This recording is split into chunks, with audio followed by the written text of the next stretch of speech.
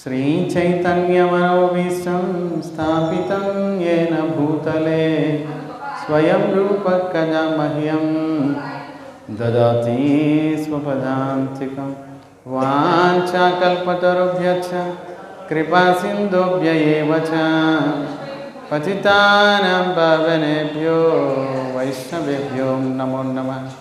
भज श्रीकृष्ण चैतन्य प्रभु नित्यानंद श्री अद्वैत गदाधर श्रीवासादि गौरभक्तवृंद।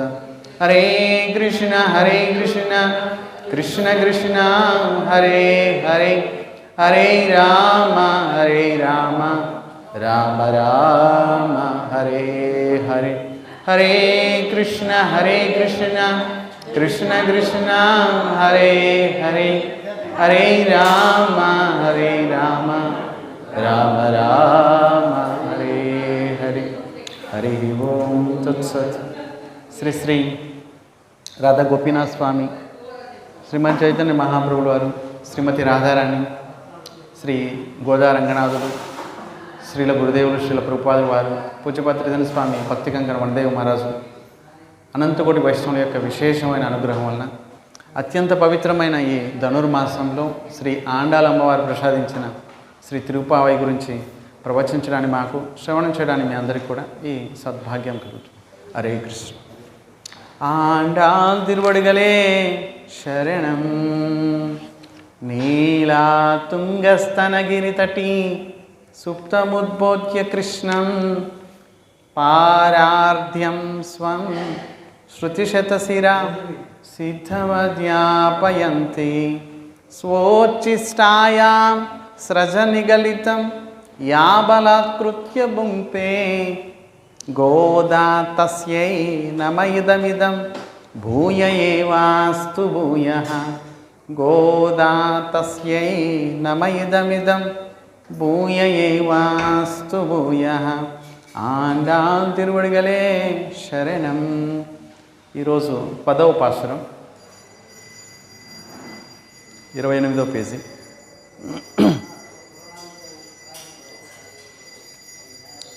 నోతు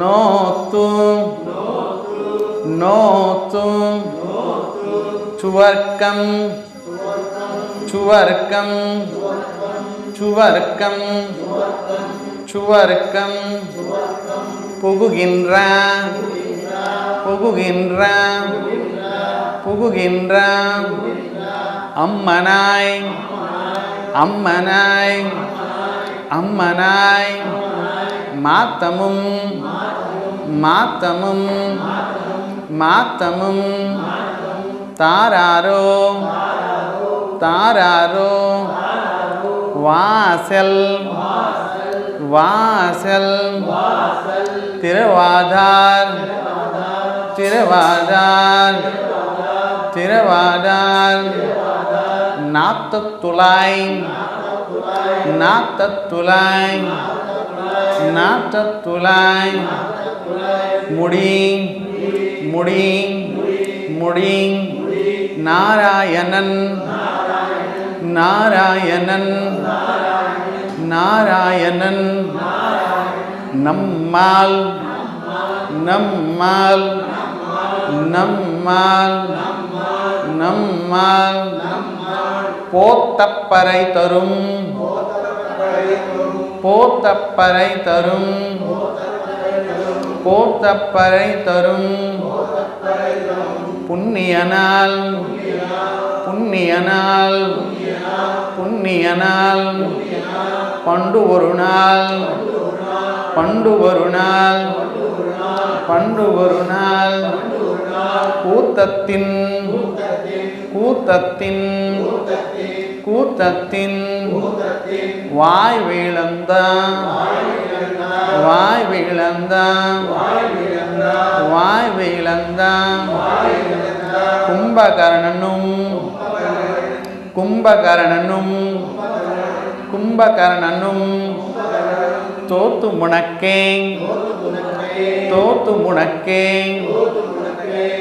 தோத்து முனக்கே பெருந்துயில் பெருந்துயில் பெருந்துயில் தான் தந்தானோ தான் தந்தானோ தான் தந்தானோ தான் தந்தானோ ஆத்தா ஆத்தா ஆத்தா அனந்துளுடையாய் அனந்துளுடையாய் அனந்துளுடையாய் அருங்களமே அருங்களமே அருங்களமே அருங்களமே தேத்தமாய் தேத்தமாய் ಒಂದು ಒಂದು ತಿರಾ ತಿರಾ ತಿರಾ ಏಳೂರು ಎಂಬವಾಯ್ ಏಳೂರು ಎಂಬವಾಯ್ ஏலூர் எம்பாவாய். ஆண்டாள் திருவடிகளே శరణం. ఈరోజు పదోపాసురంలో 5వ గోపికని నిద్రలేపుతున్నారు. ఈ 5వ గోపిక యొక్క లక్షణం ముని. ఈవిడ ముని లక్షణాలు కలిగి ఉంది. ముని అంటే ఎవరైతే ప్రతి క్షణము మననం చేసుకుంటూ ఉంటారు స్వామి పాదాలని, వారు ముని. ప్రతి క్షణము, ఒక్క క్షణం కూడా విడవడానికి ఇష్టపడరు. చూడండి, స్వామిని స్మరిస్తూ ఎవరైతే ప్రతి క్షణం ఉంటారో, ఒక్క క్షణం మర్చిపోతే వారికి ఎలా ఉంటుందంటే, కొన్ని కోట్ల విషసర్పాలు ఒకేసారి వచ్చి కాటు వేస్తే ఎంత భయంకరమైన బాధ కలుగుతుందో. కోట్ల నాగుపాములు వచ్చి, విషసర్పాలు వచ్చి ఒకేసారి వచ్చి కాటు వేస్తే, ఒక పాము వచ్చి కాటేస్తేనే భయంకరమైన,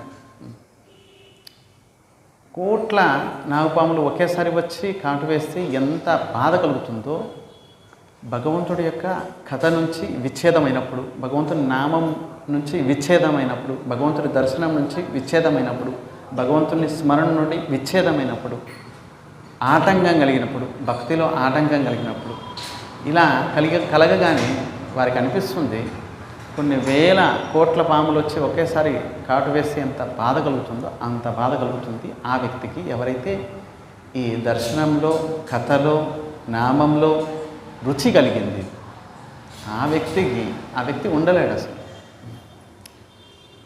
నరకంలో నరకయాతన కూడా అంతగా బాధ కలిగించదు. ఏ వ్యక్తి అయితే భక్తి చేస్తూ భగవంతుని స్మరిస్తూ ఒక్క క్షణమైన విచ్ఛేదం కలిగితే, బాధ కలిగితే భక్తిలో, అతను ఉండలేడు. అలాగే చైతన్య మహాప్రభులు వారు రాయరామానందులు వారిని అడిగారు, అన్నిటికంటే దుఃఖమైన విషయం ఏంటి? ఇదే దుఃఖమైన విషయం. భగవంతుని నుండి, భక్తుల నుండి దూరం అయితే ఇదే నిజమైన దుఃఖం.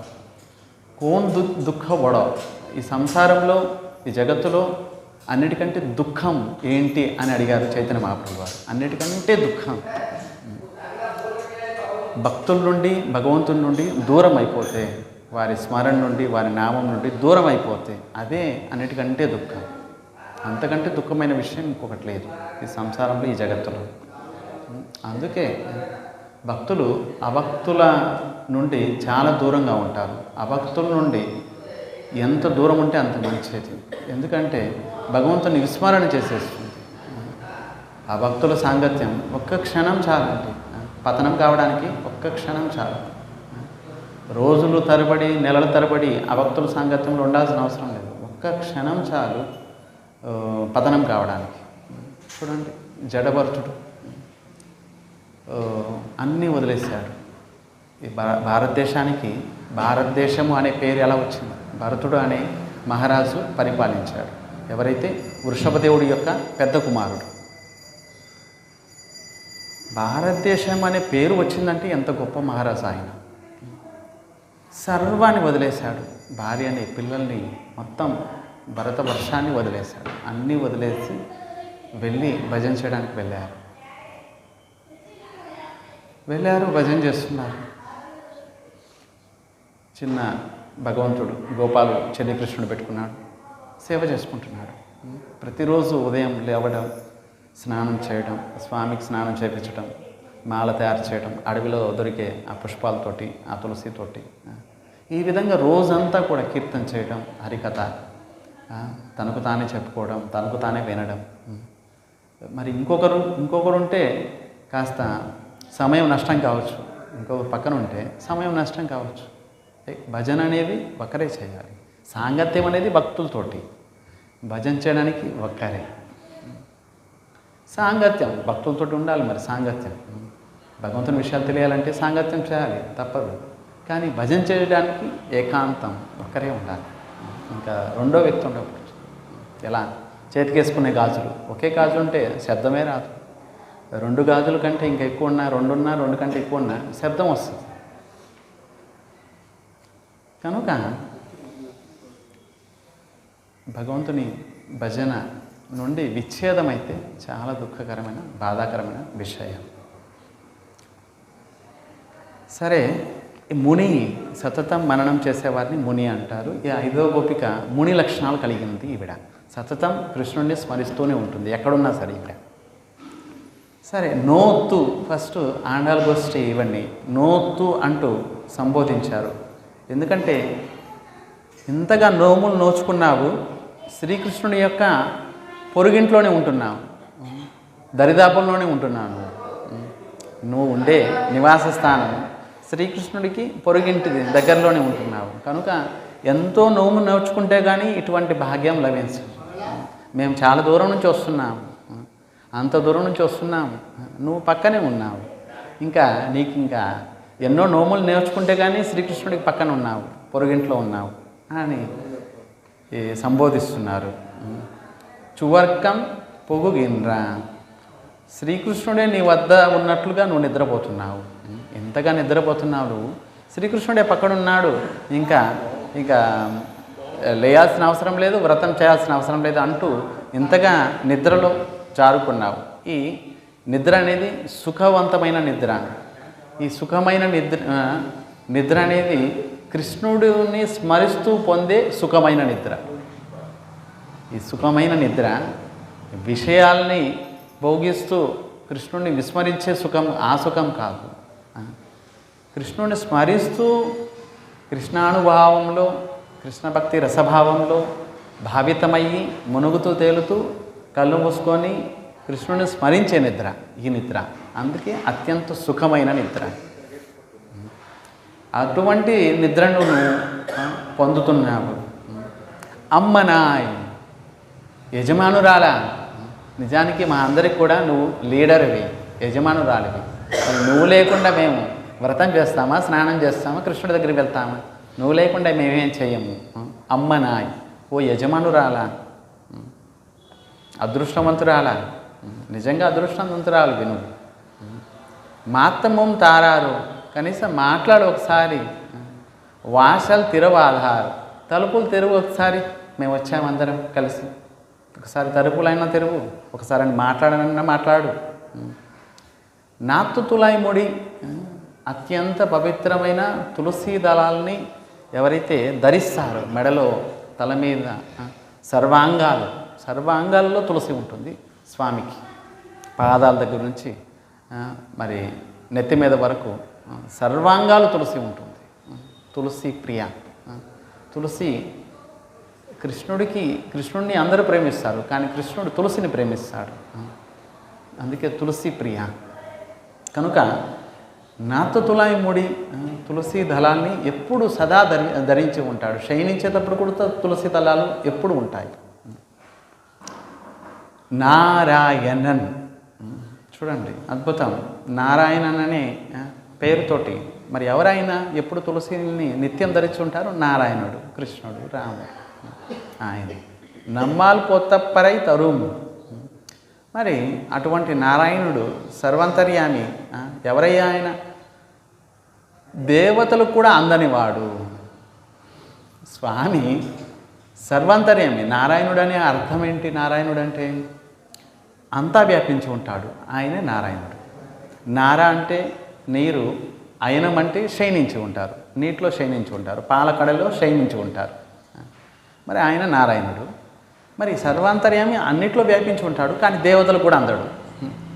అన్ని చోట్ల ఉంటాడు, అణువణువున ఉంటాడు, నీలో ఉంటారు, మాలో ఉంటారు, ప్రతి జీవిలో ఉంటారు, సర్వత్రా ఉంటాడు, కానీ దేవతలకు కూడా అందడు. అందుకే పోతప్పరై తరు దేవతలకు కూడా అందనివాడు. ఇంకా ఏంటి? పుణ్యనయాలు అంటే పుణ్యాన్ని ప్రదానం చేసేవారు, సర్వ ఫలాల్ని ప్రదానం చేసేవాడు భగవంతుడు. ఎవరికి ఏం కావాలంటే అన్నిటిని ఇచ్చేసేవాడు. ధ్రువలోకాన్ని ఇచ్చింది ఎవరు? స్వామే కదా. మరి ధ్రువుడు ఇటువంటి వరం కోరుకున్నాడు, స్వామి ఇటువంటి ఉత్తమ లోకాన్ని ఇవ్వండి. ఏ లోకంలో ఇటువంటి సింహాసనం ఉంటుంది, ఇప్పటి వరకు ఎవరు కూర్చోలేదు అక్కడ. పోనీ నేను కూర్చున్న తర్వాత కూడా కాంపిటీషన్ ఉండకూడదు, మళ్ళీ ఇంకోరు నాతోటి సరసమం ఉండకూడదు, కాంపిటీషన్ ఉండకూడదు ఎక్కడైతే, నేనే అన్ని. అటువంటి సింహాసనం, సర్వోత్తమైన సింహాసనం, బ్రహ్మ కూడా దుర్లభం, అటువంటి సింహాసనం ఇవ్వండి. అప్పుడు భగవంతుడు ప్రదానం చేశాడు. ప్రదానం చేసిన తర్వాత ధ్రువుడు అంటున్నాడు, స్వామి కాచిం ఇచిన్వన్ ఇవ దివ్యరత్నం స్వామిని కృతార్థోస్మి వరం నాయాచే. స్వామి కృతార్థోస్మి, నేను సంతృప్తి అయిపోయాను, మీ దర్శనంతో సంతృప్తి అయిపోయాను, వరం నాయాచే, ఇంకా వరం అక్కర్లేదు అంటున్నాడు. ఇప్పుడు అంటున్నాడు స్వామిని నిజానికి వచ్చాడు, అత్యంత ఉత్తమమైన సింహాసనం, ఉత్తమైన లోకాన్ని పొందడానికి వచ్చాడు, తపస్సు చేశాడు. 6 నెలల్లో స్వామిని పొందారు. స్వామి వచ్చి దర్శనం ఇచ్చారు. ఎప్పుడైతే స్వామిని దర్శనం చేసిన తర్వాత ఇప్పుడు అంటున్నాడు, నాకు వరం వద్దు అంటున్నాడు. స్వామిని కృతార్థోస్మి, నేను కృతకృత్యులను అయిపోయాను, నేను ఆనందపడిపోయాను మీ దర్శనంతో, ఇంకా వరం నా యాచే, వరం అక్కర్లేదు నాకు. కాచిం ఇచిన్వన్ ఇవ దివ్యరత్నం, పగిలిపోయిన గ్లాస్ ముక్క కోసం నేను వచ్చాను, దివ్యమైన రత్నం ఎదురుగా ఉంది. పగిలిపోయిన గ్లాస్ ముక్క కోసం నేను వచ్చాను, 6 నెలలు తపస్సు చేశాను, కానీ దివ్యమైన రత్నం ఎదురుగా వచ్చేసింది, ఇంకా మళ్ళీ పగిలిపోయిన గ్లాస్ కోసం నేను వెళ్తానా ఏంటి అని ధ్రువుడు అన్నారు. అందుకే పుణ్యనాల్ అన్ని ఫలాల్ని ప్రదానం చేసేవారు. పండు వరుణాలు. మరి ఒకసారి ఏం జరిగింది? కూత్తత్తిన్ వాయు బీలందు కుంభకర్ణను. మరి ఇన్ని చెప్పిన తర్వాత కూడా, నారాయణ నామం చెప్పిన తర్వాత కూడా లోపల ఉన్న గోపిక ఉలుకు లేదు, పలుకు లేదు, హా లేదు, ఏం లేదు, తలుపులు తెరవలేదు. అప్పుడు అంటున్నారు, అబ్బా ఎంత మొద్దు నిద్ర నీది, ఇంత మొద్దు నిద్ర, కుంభకర్ణుడు కూడా నీతోటి పోటీ పడి నిద్రలో ఆయన కూడా ఓడిపోయి ఆయన కూడా అన్నాడు, అమ్మో నిద్రలో నీతోటి సమానంగా తల్లి, అందరూ నన్ను అంటారు కుంభకర్ణుడు ఇంత నిద్ర అని చెప్పి, మరి నీతోటి పోటీ పెట్టుకుంటే నేను కూడా ఓడిపోయాను, నా నిద్ర కూడా నువ్వే తీసుకో అని చెప్పి ఆయన నిద్ర కూడా నీకు ఇచ్చేసాడు ఏంటి. నిజానికి ఎవరైనా నిద్రపోతుంటే బా కుంభకర్ణులాగా నిద్రపోతుంది, 10 అయిపోయింది ఇంకా లేవేంటి, ఇంత నిద్ర ఏంట్రా నీకు అని అంటారు. మరి ఇక్కడ కుంభకర్ణుని కూడా ఓడిచ్చేస్తుంది ఈ 5వ గోపిక నిద్రలో. మరి శ్రీరామచంద్రుడు చేతిలో మృత్యువు పాలైపోయాడు ఒకసారి. ఆ కుంభకర్ణుడు నిద్రలో నీతో పోటీపడి ఇక నా వల్ల కాదు అమ్మో అని చెప్పి ఆయన నిద్ర కూడా నీకు ఇచ్చేసినట్లున్నారు, అందుకే ఇంత నిద్రపోతున్నాను. తోత్తు మునక్కే పెరుందుయిల్ తాన్ తందాను. నిద్రలో ఆయనతో పోటీ పడ్డావు నువ్వు, మరి నిన్ను లేపడం మా వల్ల కాదు అబ్బో అని అంటున్నారు ఆండాల్ గోష్ఠి. అప్పుడు కాస్త బాధ కలిగినట్టుందేమో లోపల ఉన్న గోపికకి, ఇలా చూసినట్లుందేమో, ఓహో కుంభకర్ణునితో పోల్చారా నన్ను, చెప్తాను అసలు లేను, ఏం చేసుకుంటారో చేసుకోండి అన్నట్లుగా అందేమో. అప్పుడు ఆత అనందులుడయ్యాయి, ఓ పెద్దరికం తెలిసిందానా అందామనుకున్నారు, కానీ బద్ధకంలో నీకంటే ఎక్కువ ఎవరు లేరులే అని అనేస్తున్నారు. మళ్ళీ బద్ధకంలో నీకంటే ఇంకా గొప్ప వాళ్ళు ఎవరున్నారు, అరుంగళమే. అప్పుడు ఆండాల్ గోష్ఠి అనిపించింది, మరి ఇన్ని మాటలు అన్న తర్వాత కూడా లేదంటే కాస్త పొగిడితే లేస్తుందేమో అని చెప్పి అరుంగళమే అతిలోక సుందరి నువ్వు. మరి ఎంతోమంది అందమైన వాళ్ళు ఉన్నారు, కానీ నువ్వు అందరికంటే అతిలోక సుందరి, మిస్ యూనివర్స్ అంటారా ఏంటి, అతిలోక సుందరి అని పొగుడుతున్నారు ఇక్కడ. అప్పుడు పొగడగానే కాస్త కళ్ళు తెరిచి సరే సరే మరి నిజం ఇప్పుడు మాట్లాడారు, ఇప్పటి వరకు అన్ని అబద్ధాలే, ఇప్పుడు నేను నిజంగా సుందరిని, మరి తీర్థమాయి వందు తీరా తొందరగా సర్దుకొని రావమ్మా అని చెప్పి ఆండాల గోష్ఠి ఈ 10వ పాసురంలో ఏలోర్ ఎంబావ ఇదే మన యొక్క వ్రతము అంటూ 5వ గోపికని నిద్రలేపుతున్నారు. ఈవిడ 5వ గోపిక యొక్క లక్షణాలు ముని లక్షణాలు మననం చేసుకుంటూ ఉంది. ఇక ఏ వ్రతంతో పని లేదు, ఎవరితో పని లేదు, సదా కృష్ణుడిని మననం చేసుకుంటుంది. ముని లక్షణాలు ఉన్నాయి. అదృష్టవంతురాలు, పుణ్యవంతురాలు, భాగ్యవంతురాలు, నోము నోచుకుంది. ఎందుకంటే కృష్ణుడి యొక్క పొరుగింట్లోనే ఉంది. మరి ఎప్పుడు కావాలంటే అప్పుడు కృష్ణుడిని కలవచ్చు, ఎప్పుడు కావాలంటే అప్పుడు. కనుక దేవతలు కూడా అందరి కృష్ణుడిని ఈవిడ పొందవచ్చు, ఎప్పుడు కావాలంటే అప్పుడు. ఇక్కడ ముఖ్యం ఈరోజు పాసురంలో నారాయణుని యొక్క నామం చెప్తున్నారు ఇక్కడ అమ్మవారు. తులసి అత్యంత ప్రియము, నాత్తతులాయి ముడి, ఎప్పుడూ తులసిని సదా ధరించి ఉంటారు స్వామి. తులసి అత్యంత ప్రేమ అండి. తులసి యొక్క మహాత్మ్యము స్వయంగా బ్రహ్మ అంటున్నారు, నేను చతుర్ముఖాలతోటి తులసి యొక్క మహాత్మ్యాన్ని వర్ణించలేను. స్వయంగా శివుడు అంటున్నారు, పంచముఖాలు, నాకు 5 ముఖాలు ఉన్నాయి, అయినా కూడా నేను వర్ణించలేను. సుబ్రహ్మణ్య స్వామి 6 తలకాయలు ఉన్నాయి, ఆయనకి 6 శిరస్సులు ఉన్నాయి. ఆయన అంటున్నారు తులసి యొక్క మహిమను నేను కూడా వర్ణించలేను. తులసి యొక్క మహిమ అటువంటిది. నాస్తికుడైనా సరే భయంకరమైన పాపాలు చేశాడు. నాస్తికుడు బ్రతికున్నంతకాలము జీవితంలో ఎప్పుడు భక్తి చేయలేదు, నామం చేయలేదు, తులసికి కూడా ప్రణామం చేయలేదు, అసలు ఏమి భక్తి గంధం కూడా లేదు. నాస్తికుడు, భగవంతుని అసలు విశ్వాసం లేదు. అటువంటి వ్యక్తి అయినా సరే చనిపోయి శవమై పడున్నా సరే, ఒకవేళ భాగ్యం వలన ఎవరైనా భక్తులు వెళ్ళి తులసి కాష్టం, అది కూడా తులసి పత్రం కాదు, ఎండిపోయిన తులసి, ఆ ఎండిపోయిన తులసి కాష్టాన్ని తీసుకెళ్ళి కూడా ఆయనకి స్పర్శ చేశారంటే ఆ వ్యక్తి కూడా నరకానికి వెళ్ళడు. చూడండి తులసి యొక్క మహిమ అపారం. కచ్చిత్ తులసి కళ్యాణి గోవింద చరణ ప్రియే సహత్వాలికులై బిభ్రత్ దుష్టస్థితి ప్రియోచ్యుత. గోపికలు శ్రీమద్భాగవతంలో గోపికలు అంటున్నారు, ఎప్పుడైతే గోపికలు సర్వత్రా కృష్ణుడు పిలిచారు, కృష్ణుడు గోపికలు అందరూ వచ్చారు. ఆ కృష్ణుడు ఏమంటున్నారు, ఎందుకు వచ్చారని. సరే అప్పుడు కృష్ణుడు సరే వచ్చారు రండి అన్నాడు.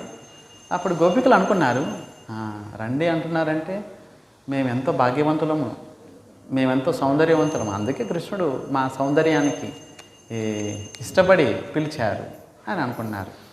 కృష్ణుడు మనసులో అనుకున్నారు, అబ్బా అంత సౌందర్యవంతులా, సరే మీ అందం మీ దగ్గర పెట్టుకోండి, నేను వస్తున్నానని చెప్పి కృష్ణుడు అంతర్ధానం అయిపోయాడు.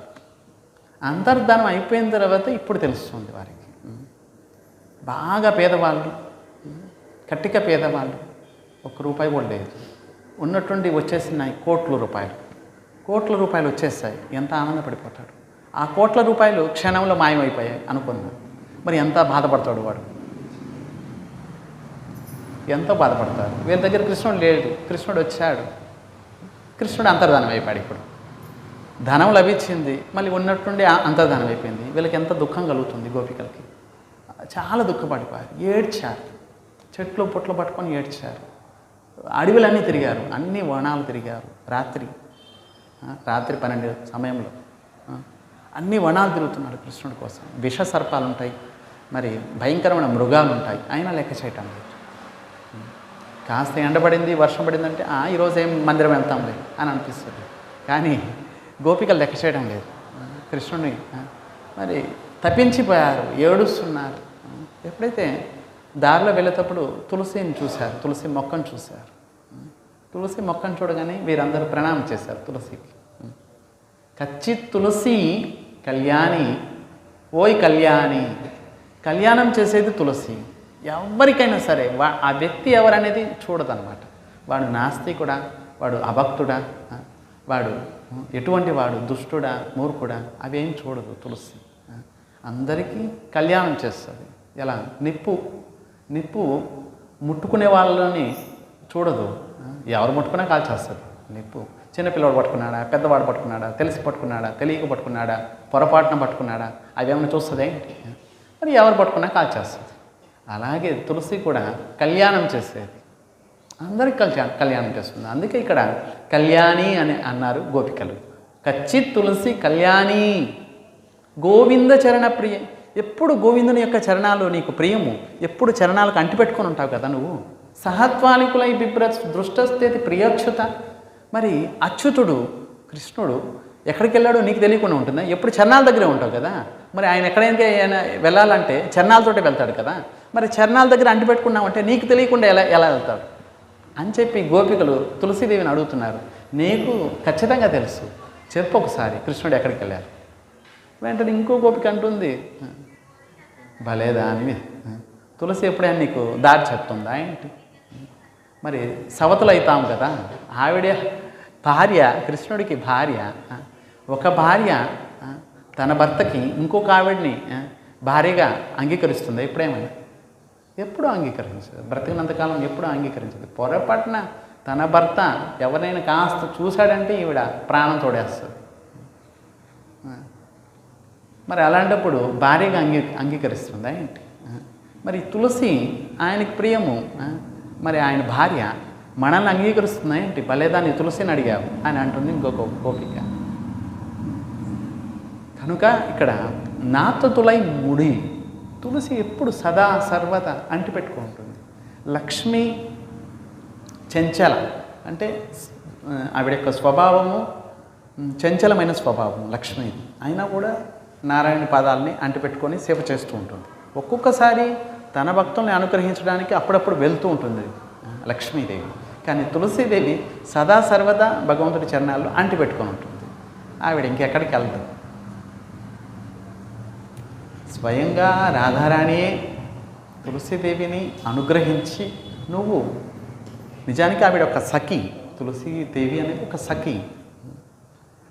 రాధారాణి అనుగ్రహించి ఆవిడికి నువ్వు మొక్క రూపంలో అన్ని లోకాల్ని పవిత్రం చేయి అంటూ మొక్క రూపంలో ప్రదానం చేసి, రాధారాణి యొక్క అనుగ్రహం ఇది. జీవుల మీద రాధారాణి యొక్క అనుగ్రహం ఆ యొక్క తులసి సఖీకి మొక్క రూపంలో ప్రదానం చేసి, ఆ మొక్క రూపంలో అన్ని లోకాల్ని పవిత్రం చేస్తుంది. ఇప్పుడు చూడండి, కనుక ఎవరింటైతే తులసి ఉంటుందో వారికి దుష్ట శక్తులతోటి, రాక్షసులతోటి, యమదూతులతోటి అసలు లోపలికే ప్రవేశించారు. తులసి ఎవరి గుమ్మం దగ్గర ఉంటుంది. మరి సదా సర్వదా తులసిని సేవించడం, దర్శించడం, స్పర్శ చేయటం, నీళ్లు పోయటం, ఇంకా అన్ని సేవలు చేస్తున్నారంటే ఇంకెంత భాగ్యం.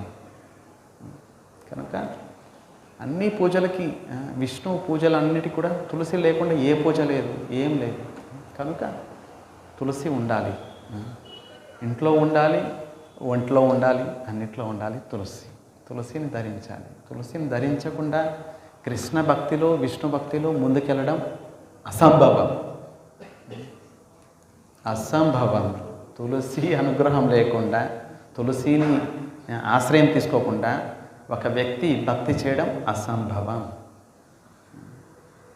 కాస్త కూస్తో చేయొచ్చు, లేదు, అస్సలు లేదు, బొత్తిగా లేదు. కనుక తులసికి ఆశ్రయం తీసుకోవాలి. అందుకే ఇక్కడ నాతతులై ముడి. ఎప్పుడు తులసిని ధరించే, ఎవరు ధరిస్తున్నారయ్యా? నారాయణన్. ఇక్కడ నారాయణన్ అనే నామం ఉచ్చారం చేస్తుంది. నారాయణన్, అసలు నారాయణ నామం సర్వ వేదాల యొక్క, శాస్త్రాల యొక్క సారమే భగవంతుని నామం. మీరు కృష్ణ అనండి, రామ అనండి, నారాయణ అనండి, ఇంకా వేరే అసంఖ్యేయ నామాలు ఉన్నాయి. ఏ నామమైనా చేయండి, అన్ని నామాలు ఒకటే, అన్నీ అక్కడి నుంచి వచ్చినాయి. అన్ని శాస్త్రాల యొక్క సారం భగవంతుని నామం. భగవంతుని నామం చేశారంటే చూడండి, భగవంతుని నామం ఉచ్చారణ చేస్తున్నారు, జపిస్తున్నారు, కీర్తన చేస్తున్నారంటే అన్ని యజ్ఞయాగాలు చేసే బ్రాహ్మణుడి కంటే శ్రేష్టం. మీరు బ్రాహ్మణ కులంలో జన్మించలేదు, మీరు బ్రాహ్మణులు కాదు, వేరే ఏ కులంలో అయినా, ఏ జాతులైనా జన్మించండి. కానీ సదా సర్వదా ఎవరి నాలుక మీద భగవంతుని నామం నృత్యం చేస్తుందో వారు అన్ని యజ్ఞాలు, అన్ని దానాలు, అన్ని తపస్సులు, అన్ని పుణ్యకర్మలు చేసిన వారైతారు. వారు బ్రాహ్మణ కులంలో జన్మించి బ్రాహ్మణ కర్మ చేసే వాడి కంటే కూడా శ్రేష్టమై ఉంటారు. ఎవరి నాలుక మీద నృత్యం చేస్తుంటుంది భగవంతుని నామం. అంటే నామం యొక్క మహిమ చెప్తున్నాను ఇప్పుడు. బ్రాహ్మణులను తక్కువ చేసి చెప్పడం లేదు. భగవంతుని నామం అటువంటిది. స్వపచం అంటే కుక్క మాంసం తినే చండాలుడి ఇంట్లో కూడా ఒక వ్యక్తి ఉన్నాడు. ఆ వ్యక్తి అయినా సరే ఒకవేళ భగవంతుని నామానికి ఆశ్రయం తీసుకున్నాడు అంటే ఆ వ్యక్తి శ్రేష్టమైన వ్యక్తి. బ్రాహ్మణ కులంలో పుట్టి కూడా సర్వ వేదాల యొక్క శాస్త్రాల యొక్క సారం భగవంతుని నామానికి ఆశ్రయం తీసుకోవడం లేదు. ఏదో బ్రాహ్మణ కర్మ చేసుకుంటూ భగవంతునికి ఎప్పుడూ ఆశ్రయం తీసుకోలేదు. భగవంతుని నామం మీద రుచి లేదు. అటువంటి వ్యక్తి కంటే కుక్క మాంసం తినే చండాలుడి ఇంట్లో పుట్టిన ఆ వ్యక్తి కూడా సదా సర్వదా భగవంతుని నామం తీసుకుంటున్నాడు, భగవంతుని కథ వింటున్నాడు అంటే ఈ వ్యక్తి శ్రేష్టం.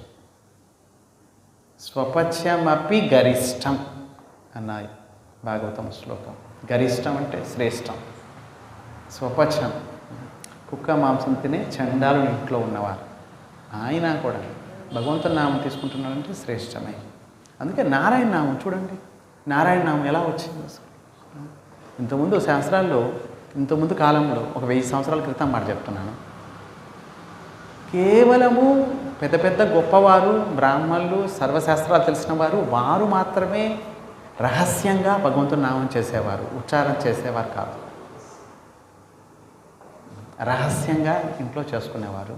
ఆ యొక్క అత్యంత పవిత్రమైన భగవంతుని నామాలు అభక్తులకి, నాస్తికులకి, ఇతరులకి ఎవరికి వినిపించకూడదు అనే ధారణలో ఉండేవాళ్ళు. వాళ్ళు భగవంతుని నామం ఎవరికి ఇచ్చేవారు కాదు, ఎవరికి చెప్పేవారు కాదు. వారు అందులో కూడా శ్రేష్టమైన బ్రాహ్మణులు వారు మాత్రమే రహస్యంగా జపించేవారు లోపల. ఆ నామము ఎవరైనా ఇంకొక బ్రాహ్మణుడికి ఇవ్వాలన్నా రహస్యంగా చెవిలో చెప్పేవారు అంతే, బయట ఉచ్చారణ చేసేవాళ్ళు కాదు భగవంతుని నామం.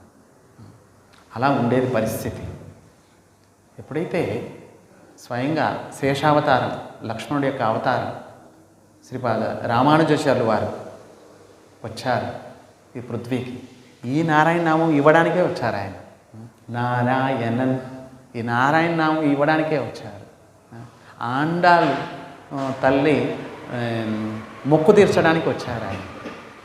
ఆండాలమ్మవారు 5000 సంవత్సరాల క్రితమే ఆవిడ లీల చేశారు, భగవంతుడి దగ్గరికి వెళ్ళిపోయారు. మరి ఆయన 1000 సంవత్సరాలు అయింది.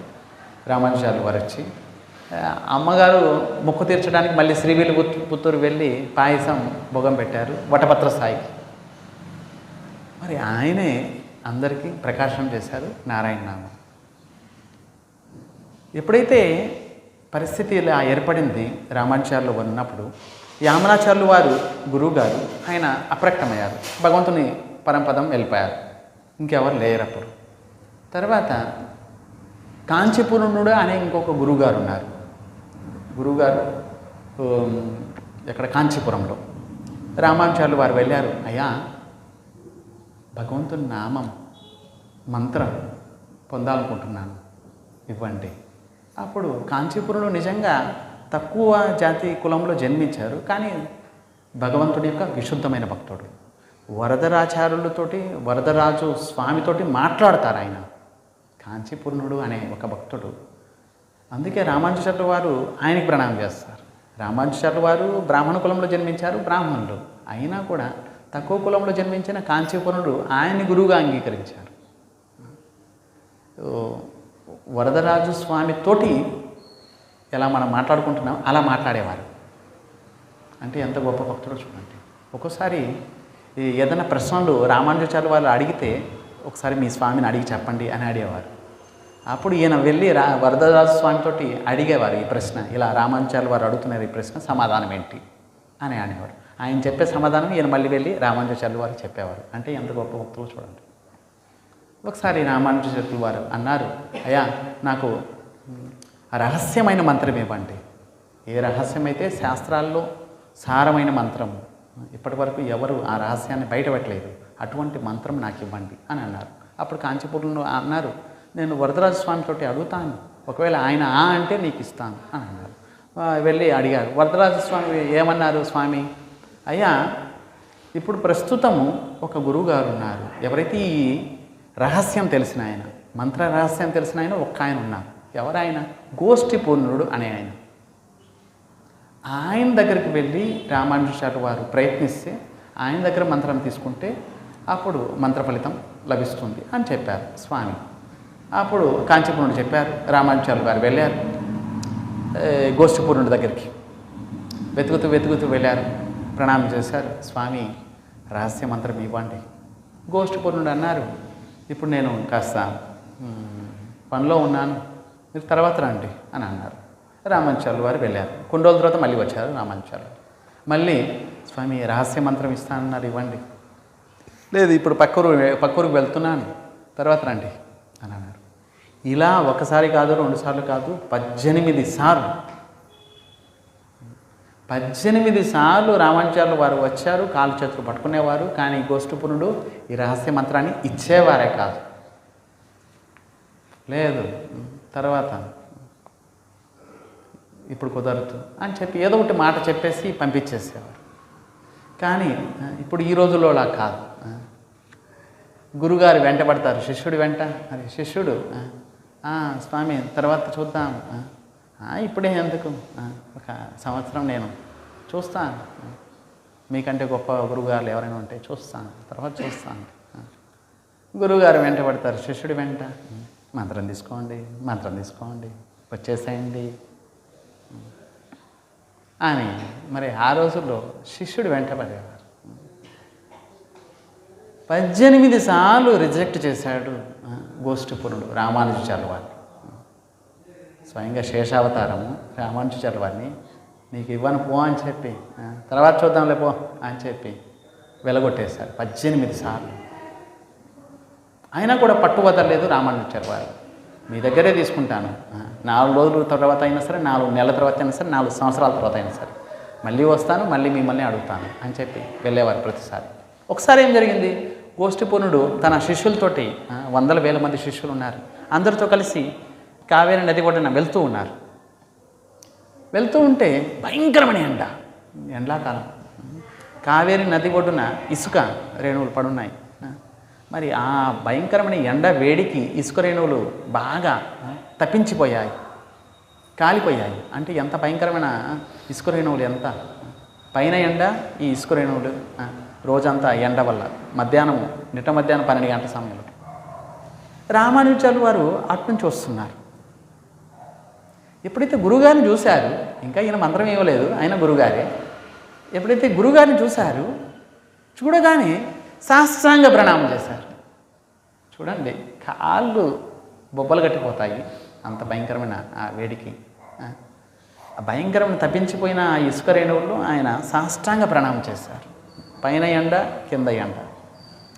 గోష్ఠిపూర్ణుడు చూస్తున్నాడు, కానీ ఉలుకు లేదు, పలుకు లేదు. గోష్ఠిపూర్ణుడు అయ్యా లేండి, పర్వాలేదు, ఎండ వస్తుంది, వేడిగా, ఏం చెప్పడం లేదు గోష్ఠిపూర్ణుడు.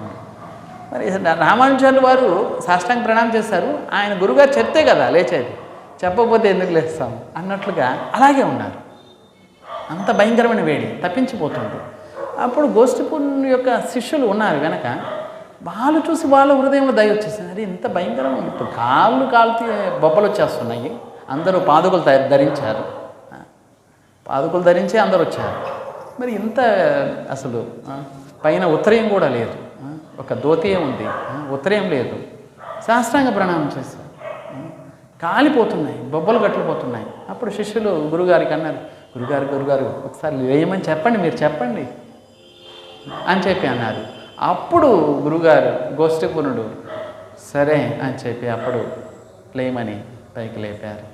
అప్పుడు రామానుజాచార్యుల వారిని, స్వామి ఈసారైనా ఆ రహస్య మంత్రం ఇవ్వండి స్వామి అని అన్నారు. సరే పద అని చెప్పి తీసుకెళ్ళారు. చెప్పారు మంత్రం ఇచ్చేటప్పుడు, అత్యంత రహస్యమైన మంత్రం, 7 ద్వారాల లోపల ఉంది ఈ మంత్రం. ఒక పెద్ద శేషనాగు కాపలా కాస్తుంటుంది ఈ మంత్రాన్ని, నిత్యము కాపలా కాస్తుంది.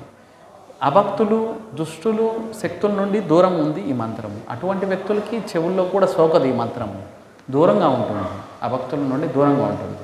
ఈ మంత్రము నేను నీకు ప్రదానం చేస్తున్నాను. అది కూడా ప్రతిసారి నేను వద్దన్నాను, ఎందుకని ఎవరికి ఇవ్వకూడదని. ప్రతిసారి నిన్ను రిజెక్ట్ చేసి పంపించేశాను, ఇది ఇవ్వకూడదని, ఆ రహస్య మంత్రం ఇవ్వకూడదనే పంపించాను. కానీ ఈసారి కూడా ఇస్తున్నాను, కానీ కొన్ని నియమాలు ఉన్నాయి. ఈ రహస్య మంత్రము నీలో నువ్వు మననం చేసుకో, కానీ ఎవ్వరికి ఇవ్వకూడదు. ఈ మంత్రం. ఎవ్వరికి చెప్పకూడదు ఈ మంత్రం. ఒకవేళ చెప్పావనుకో ఎవరికైనా సరే, నేను ఇచ్చే రహస్య మంత్రం, నరకంలో నరక యాతనలు అనుభవిస్తావు అని అన్నారు. రామానుజాచార్య వారు అన్నిటికీ అన్నారు. సరే స్వామి, సరే ఎవరికి సరే సరే అని అన్నారు. ఆయన ఇచ్చేసరి వెళ్ళిపోయారు. తర్వాత తిరుక్కోణయుల్ అనే ఒక ఊర్లో వెళ్ళారు రామానుజాచార్య ఏదో పని మీద. ఒక పెద్ద మందిరం ఉంది అక్కడ. రామానుజాచార్యులు వారు ఏం చేశారు, ఆ పెద్ద మందిరం గోపురం ఎక్కేశారు. గోపురం ఎక్కేసి పెద్దగా అరిచారు. ఏమని? అత్యంత మూల్యమైన ఒక మణి నా దగ్గర ఉంది, ఎవరైతే వస్తారో ముందుగా వారికి నేను ఇస్తాను ఈ మణి అని అన్నారు. అత్యంత మూల్యమైన ఒక మణి. ఈ మాట గోపురం పైన నిలబడి పెద్దగా అరిచి చెప్పారు. కొన్ని వేల లక్షల కోట్ల మంది పరిగెత్తుకుంటూ వచ్చారు. పెద్ద మణి. మరి ధనము ఎవరికొద్దు? గుప్తమైన రహస్యమైన ధనం ఎవరికొద్దేంటి? అందరికీ కావాలి. మరి ఇస్తానని పిలుస్తున్నప్పుడు ఎవరు వెళ్ళరు? చిన్నపిల్లలు, పెద్ద పిల్లలు, అందరూ ముసలోళ్ళు అందరూ పరిగెత్తుకుంటూ వెళ్ళారు. లక్షల కోట్ల మంది వెళ్ళారు. చేయి చాస్తున్నారు, స్వామి మేమే ముందు వచ్చామని. అప్పుడు రామానుజాచార్య వారు అత్యంత రహస్యమైన ఈ మణిని మీకు ఎంతో కష్టపడి నేను సంపాదించాను, జీవితాంతం కష్టపడి సంపాదించిన ఈ ధనాన్ని మీకు ఇస్తున్నాను. ఈ ధనాన్ని మీరు జాగ్రత్తగా పెట్టుకోండి. మరి ఇదే మీ యొక్క లక్ష్యము, ఇదే మీరు చివరికి పొందే చరణాలు అంటూ ఓం నమో నారాయణాయ, ఇదే రహస్యమైన మంత్రం. ఈ మంత్రం పొందడానికి గోష్ఠపూర్ణుడి దగ్గరికి 18 సార్లు మరి ఎండలో వానలో వెళ్ళారు రామానుజాచార్య వారు. ఈ మంత్రాన్ని ప్రదానం చేశారు. అందుకే శ్రీ సంప్రదాయం యొక్క మూల మంత్రము ఓం నమో నారాయణాయ. మూల మంత్రం. మనం ఎలా మహామంత్రం జపం చేస్తున్నాం, హరే కృష్ణ హరే కృష్ణ కృష్ణ కృష్ణ హరే హరే హరే రామ రామ రామ హరే హరే. ఈ మంత్రం మనం శ్రీ చైతన్య మహాప్రభులు వారు ప్రదానం చేశారు ఈ మంత్రాన్ని. అంతకుముందు నారాయణ మంత్రం శ్రీ సంప్రదాయం వాళ్ళు ఈ ఓం నమో నారాయణ ఈ మంత్రం ప్రదానం చేశారు అక్కడున్న జనాలకి. వారందరూ అత్యంత ఆనందపడిపోయారు. ఏ రహస్య మంత్రం ఇప్పటి వరకు కూడా ఎవరు ఇవ్వలేదు వారికి అందరికీ. అన్ని శాస్త్రాల యొక్క సారం నారాయణ మంత్రం. ఆ మంత్రాన్ని ఎప్పుడైతే వారు పొందారో ఇక ముక్తిని పొందినట్లే. ఎవరైతే భగవన్నామ జపం చేస్తున్నారో వారు ముక్తి వారి చేతిలో ఉన్నట్లే. ముక్తిం కరతలే స్థితం. ఎవరైతే భగవన్ నామం జపం చేస్తున్నారు, కీర్తన చేస్తున్నారు, భగవంతుని కథ వింటున్నారు, ముక్తి నిజంగా వారి చేతిలో ఉన్నట్లే. ముక్తిం కరతలే స్థితం. కరతలే అంటే చేతుల్లో. మరి చేతుల్లో ఉన్నది ఎక్కడికి వెళ్ళిపోతుంది? కనుక నారాయణ మంత్రాన్ని ప్రదానం చేశారు రామానుజాచార్య వారు. వారందరూ అత్యంత ఆనందపడిపోయారు. మరి పరంపదం చెందినట్లే, పొందినట్లే, ముక్తిని పొందినట్లే. భయంకరమైన విష ఈ జన్మ మృత్యు జరా వ్యాధి ఈ 84 లక్షల జీవరాశుల నుండి బయటపడినట్లే. పునరపి జననం పునరపి మరణం పునరపి జననీ జఠరే శయనం.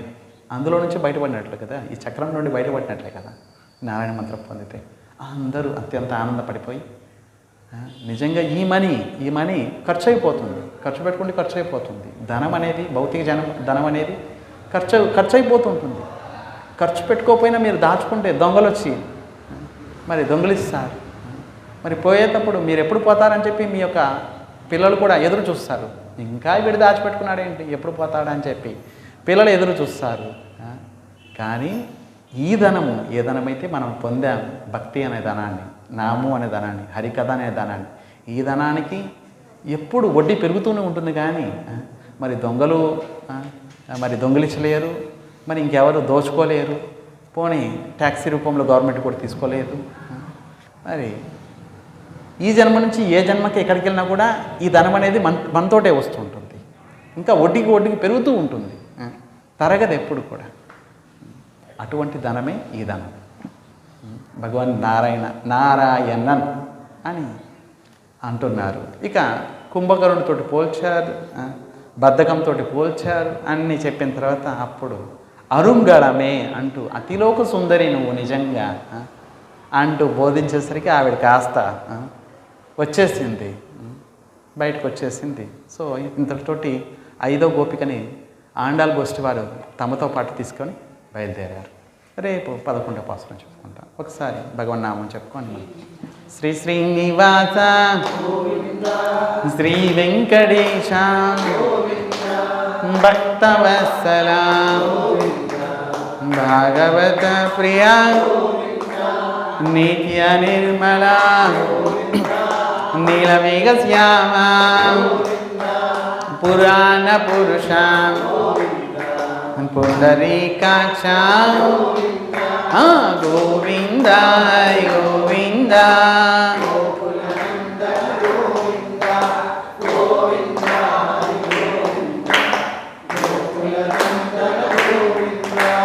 నందనందన నవనీత చోర పశుపాలక శ్రీ పాప విమోచన దుష్ట సంహార దురిత నివారణ శిష్ట పరిపాలక కష్ట నివారణ గోవింద హరి గోవింద.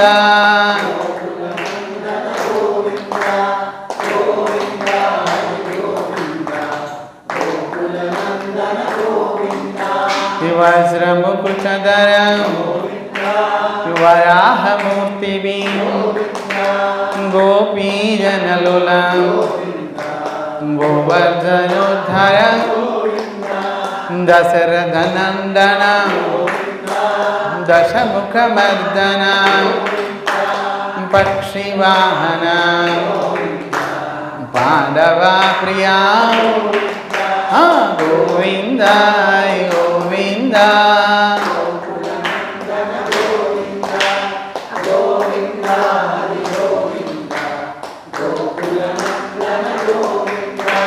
మత్స్య కూర్మా మధుసూదన హరి వరాహ నరసింహ వామన భృగురామ బలరామానుజ బౌద్ధ కల్కిధర వేణుగాన ప్రియా వెంకటరమణ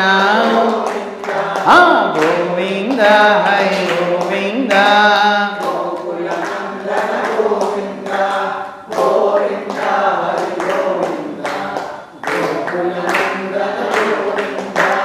సీతానాయక శ్రిత పరిపాలక దరిద్రజన పోషక ధర్మ సంస్థాపక అనాథ రక్షక ఆపద్బాంధవ శరణగత వత్సల కరుణాసాగర గోవింద హరి గోవింద.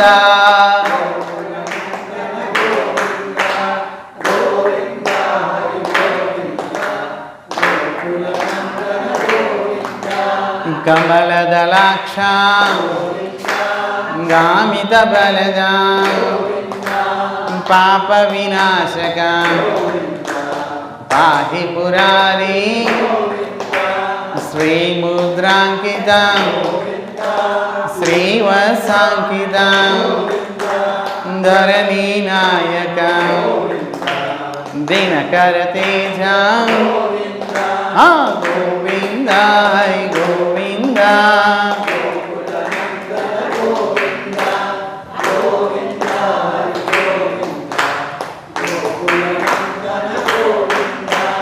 పద్మావతి ప్రియా ప్రసన్నమూర్తి అభయహస్త ప్రదర్శన మర్త్యావతార శంఖచక్రధర సారంగగదధర వీరయాతిరస విరోధిమర్దన గోవింద హరి గోవింద.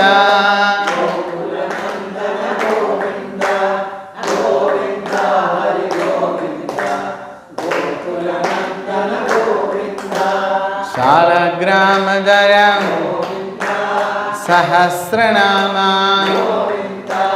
लक्ष्मीवल्लभं लक्ष्मणाग्रजां गसूदितिलकां काञ्चनाम्बरं गरुडवाहनं गजराजरक्षकं गोविन्द हरि गोविन्द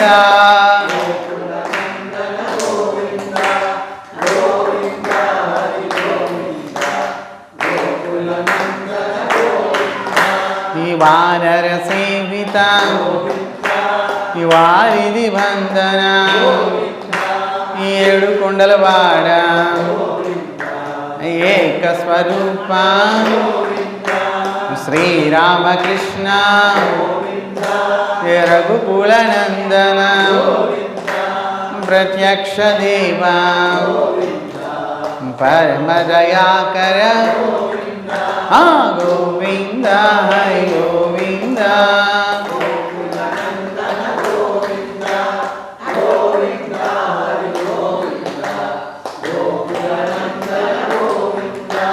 వజ్రకవచధరం వైజయంతిమాళా వడి గాజులవాడ వసుదేవతనయా బిల్వపత్రాక్షితా భిక్షుగజంసుతా శ్రీపుంరూపా శివకేశమూర్తి గోవింద హరి గోవింద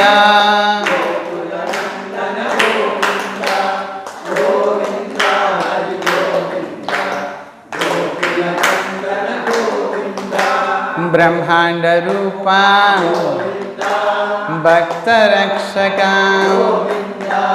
నిత్య కళ్యాణ నీరజనాభా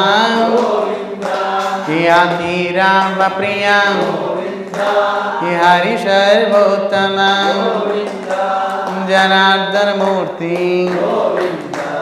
జగత్ సాక్షి రూపా గోవింద హరి గోవింద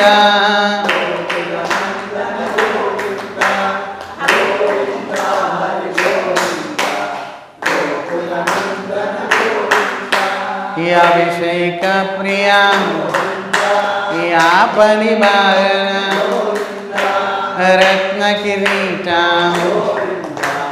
రామానుజనుత స్వయం ప్రకాశ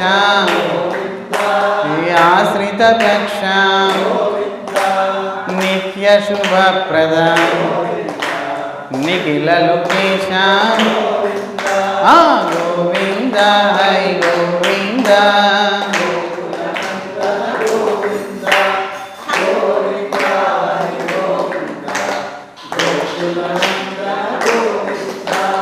ఆనంద రూపా ఆద్యాంతరహిత ఇహ పరదాయక బరాజ రక్షక పరమదయాలో పద్మనాభ హరి తిరుమలవాస తులసి వనమాల గోవింద హరి గోవింద గోవింద హరి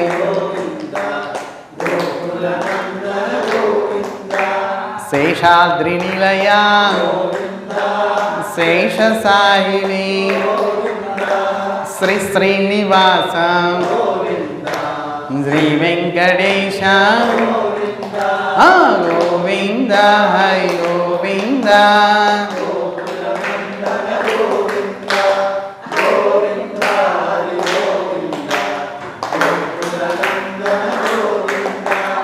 గోవింద హరి గోవింద గోవింద హరి గోవింద గోవింద